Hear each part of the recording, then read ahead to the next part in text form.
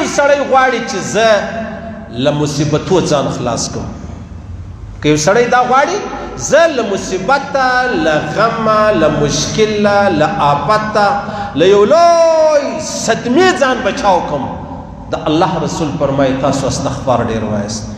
استغفر الله استغفر الله استغفر الله ډېر وایاست. دا ستا استغفار ویل دا د هر مشکل دپاره دوا ده، د هر مشکل دپاره دا ستا استغفار ویل دا خلاصون دی، دا یې حل دی. ابو نعیم اصفهاني عجبه حدیث نقل کړی دی. حضرت انس فرمایي رضی الله تعالی عنہ یو سړی رالی پیغمبر علیه السلام ته ویل یا رسول الله ما ته داسې لاره راوښیه چې زه هغه لاره خپله کم او الله پاک ما ته جنت راکړي. پیغمبر علیه السلام مبارک ورته ویلې غصه مه کوه، غصه مه کوه.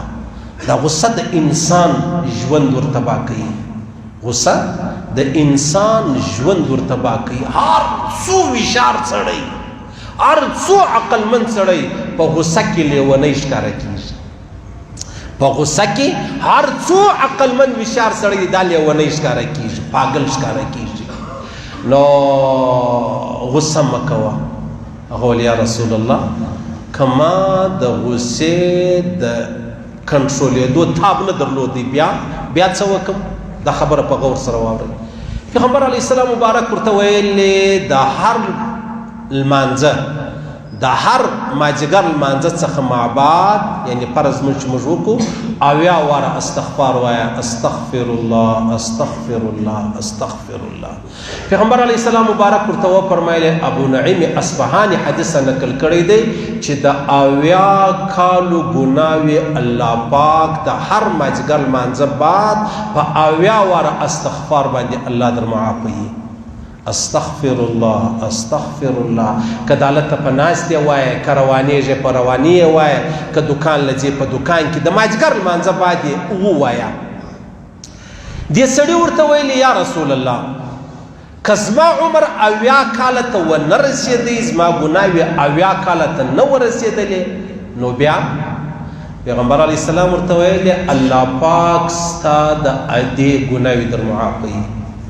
ول یا رسول الله که زما ادې هم 80 کاله ته ونه رسېده، د 80 کالو ګناوې د دې پر غاړه بار نه سولې، بیا پیغمبر علیه السلام ورته وفرمیل بیا به الله ستا د نږدې قریبانو، رشته دارانو، کوروالا را واخله، زوی را واخله، لور را واخله، خور را واخله، ورور را واخله، نیکه را واخله، انا را واخله، اکا را واخله، عمه را واخله، نږدې رشته داران چې کوم دي د هغو به الله پاک ګناوې دی کړي. هر فرض لمانځه بعد ماجګر یعنی هر ماجګر لمانځه بعد 80 واره استغفار وایه، استغفر الله استغفر الله. دومره ګناوې الله در معافوي. که ستا نه وې د ادې ګناوې الله در معافوي، که د ادې هم ګناوې نه وې بیا د نږدې قریبانو الله اکبر الله اکبر.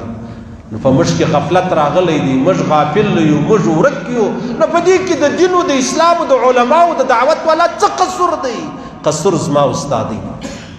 پیغمبر علیه الصلاة والسلام مبارک فرمایي چې شیطان و الله ته قسم ورکړي، ول ستا په عزت ستا په جلال دې زما قسم وي چې ستا نیک بنده تر څو په ده کې ساه شوري ژوندی دی، زه به له هره طرفه دی په غم، په مصیبتو، په افتو، په ګناهو مبتلا کوم او له نیکې لارې بې اړوم. ستا په عزت دې زما قسم وي او ستا په جلال دې زما قسم وي چې ستا هر بنده چې هغه مسلمان دی زه به دی مطلب د لارې څه اړوم، د دین او د اسلام او د قرآن او د حدیث څه.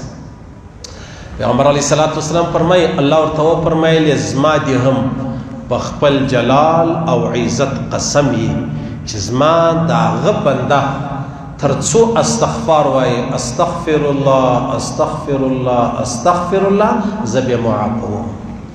شیطان قسم ورکوي ستا نه ستا بندگان چې مؤمنان دي دا به زه د لارې اړوم، ستا په عزت و جلال دې مې قسم یې.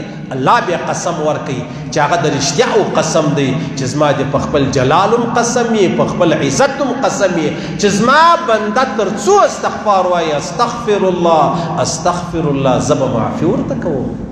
زه به معافوم، زه به ودته عفو چې د هغه کوم. څومره عجبه خبره ده.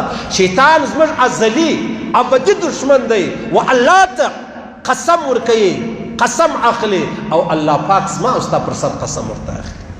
نو اوس د الله قسم چې اخیستل سوی دی دا کله چې ما ورته استغفار وایي، استغفر الله، نو چې ما ورته استغفار نه وایي او هلته شیطان قسم کړی دی، نو خو معلومه ده د شیطان په جال کې رالو، معلومه ده شیطان په خپل کار کې کامیاب سو، معلومه ده شیطان پر ما ورته غالب سو. یا شیطان ته به غلبه نور کوو، خبره به د الله چې د هغه حق و سچ بولو، موږ به استغفار وایو، استغفر الله استغفر الله رب اغفر وارحم وانت خیر الراحمین، استغفر الله ربي من كل ذنب واتوب الی. څنګه دې خوښ یې هغه رقم وایه، کنه یو ځل سړی راغلی و هغه ویلی و مولوي صاحب زه وایم استغفار استغفار استغفار. دا څنګه وایي تا بولو زه تال استغفار ډېر وایست. مال یا ما ول د دې استغفر الله نن چې دی هغه استغفار دی. صحیح سو استغفر الله استغفر الله رب اغفر وارحم وانت خیر الراحمین.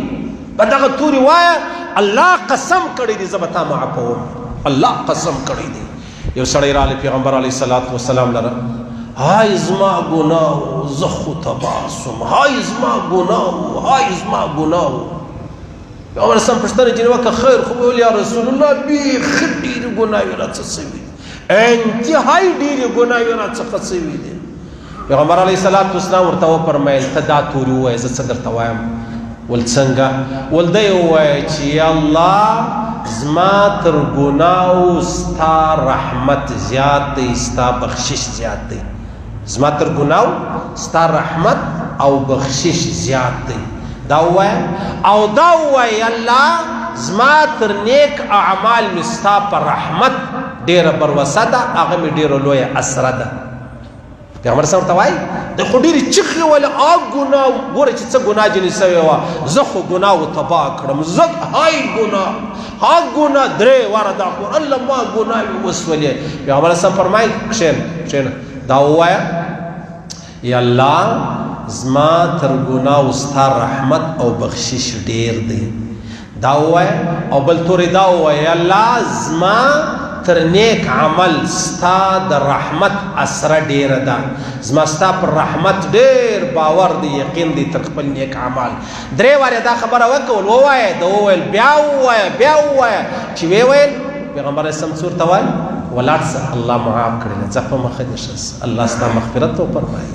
اوس دا خبره یوازې دې صحابي دپاره نه وه عزیزانو، دا د هر مؤمن دپاره وه، د هر مسلمان دپاره ده چې کله له ما او تا ګناه وسوله بیا په دربار کې د لوی رب سړی دعا وکړي الله زما تر ګناهو ستا رحمت ډېر دی، ستا بخشش ډېر دی، زه په خپل نیک عمل دومره باور نه لرم، بروسه نه لرم، دومره اسره مې نه ده لکه ستا په رحمت یا الله.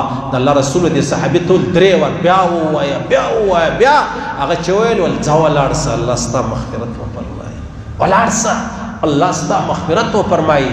دا به زه هم کوم، دا تاسو هم وکئ. الله پاک په دې خبرو زما او ستا د بخشش فیصلې کوي، الله پاک په دې خبرو پر ما او تا باندې رحمیږي او زما او ستا مغفرت چې دی هغه فرمایي.